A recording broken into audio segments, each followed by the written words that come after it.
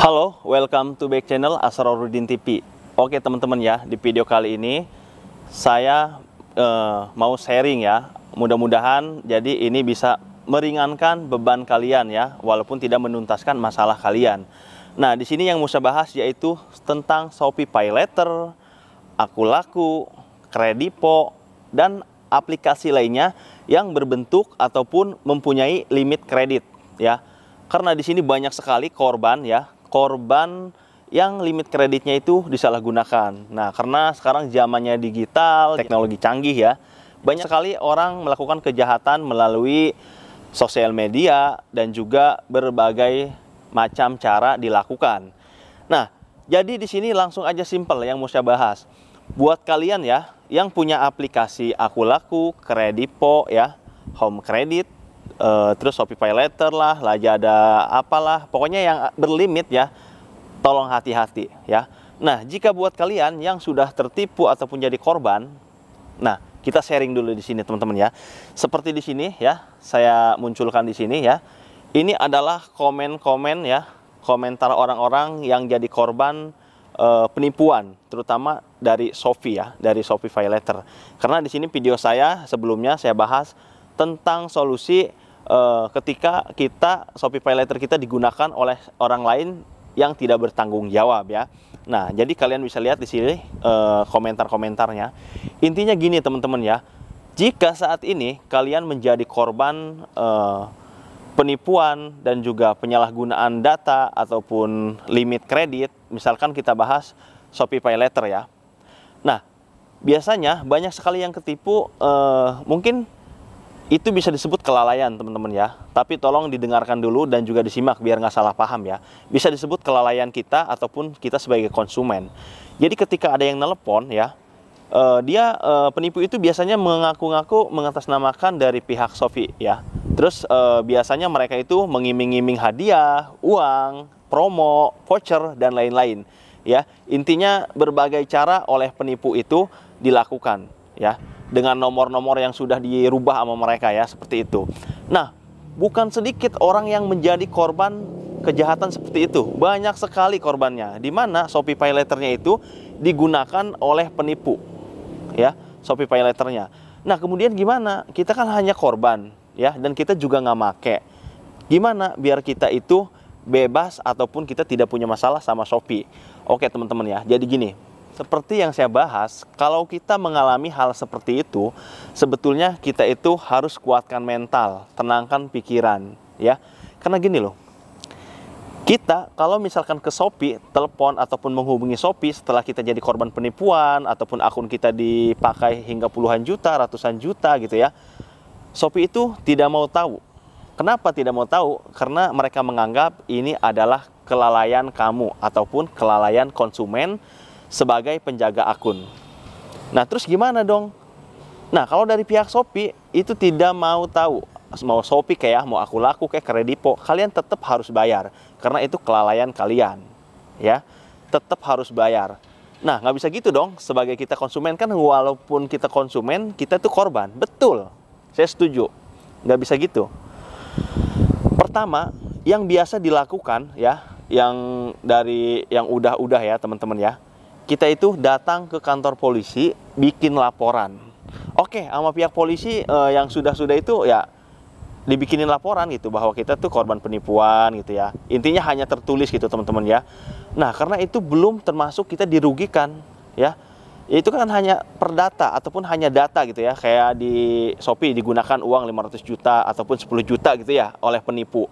Terus tagihannya ke kita. Itu kan hanya data gitu ya. Hanya data, belum real. Nah, ketika ada yang nagih, debt collector, ataupun ada yang nelpon pihak Shopee, kalian jelaskan aja. Jelaskan. Biasanya pihak Shopee tidak mau tahu, debt collector pun tidak mau tahu. Biasanya polisi disarankan gini, kalau ada debt collector ke rumah, ya udah sambut aja ke rumah. Intinya kita nggak mau bayar. Kalaupun ini kan kita disalahgunakan ya oleh orang yang tidak bertanggung jawab. Harusnya ya pihak aplikasi itu juga bertanggung jawab dalam artian membantu konsumennya gitu ya, biar sama-sama enak. Dari pihak aplikasinya juga harus ada support gitu ya, harus ada dukungan gitu. Ya udah, ini kita jadi korban, udah ditelusur gitu, bisa kok ya, bisa. Yang penting pihak Shopee-nya ataupun aku Kredipo mau telusur, ya. Jadi intinya buat kalian, biasanya pihak aplikasi itu nggak mau tahu, ya. Kuatkan mental, jangan pernah takut disebar data, ya kan. Biasanya diancam-ancam di sosial media, jangan pernah takut, ya. Itu cuma ngeghost doang ya. Ataupun mau disebar data ya silahkan aja. Kita lapor aja ke pihak polisi ya. Seenggaknya kita ada laporan. Dan biasanya itu kan nyebar ke nomor-nomor kontak kita waktu daftar disalin oleh aplikasi ya. Nah kita WhatsApp juga global ke semua teman-teman kita bahwa kita menjadi korban penipuan. Jadi kalau misalkan ada yang chat menanyakan tentang kita, tolong diabaikan. Simple aja, simple.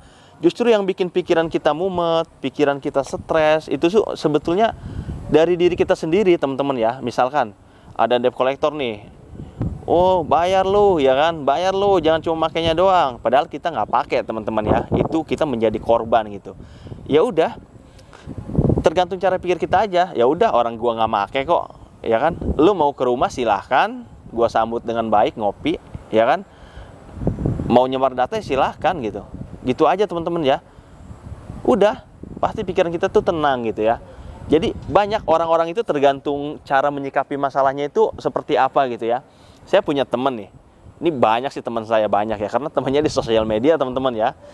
Ada yang sampai pusing nih. Bang, saya pusing banget bang, tolongin bang.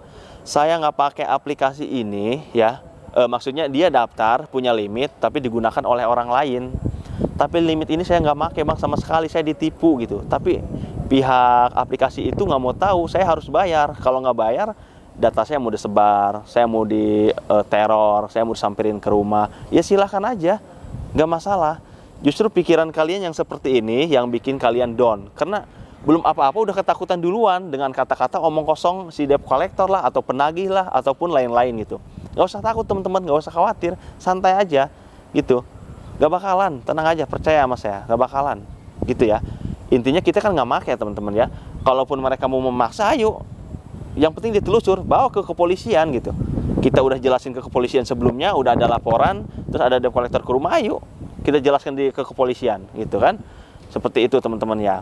Jadi intinya buat kalian ya yang sekarang menjadi korban penipuan ya dari aplikasi berlimit ya yang saya sebutkan tadi, itu nggak usah khawatir ya.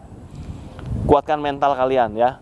Jadi jangan suujon duluan. Ini kita aja belum diapa-apain udah pikirannya ke sana gitu kan. Jadi stres gitu.